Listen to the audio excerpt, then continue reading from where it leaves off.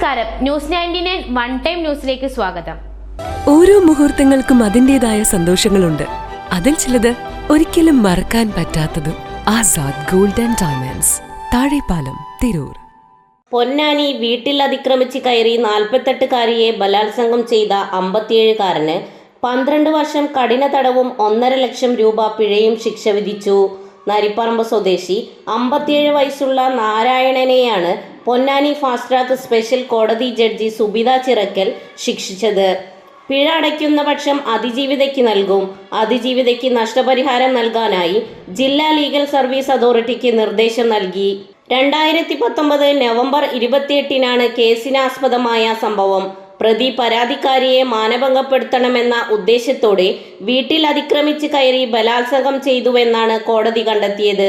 Ponnani station inspector ആയിരുന്ന Sunny Chacko, sub inspector ആയിരുന്ന Babychan George, Anilkumar, SCPO Manjula എന്നിവരാണ് കേസ് അന്വേഷിച്ചത്. പ്രോസിക്യൂഷനു വേണ്ടി special public prosecutor KK Suguna ഹാജരായി. ന്യൂസ് 99 പൊന്നാനി.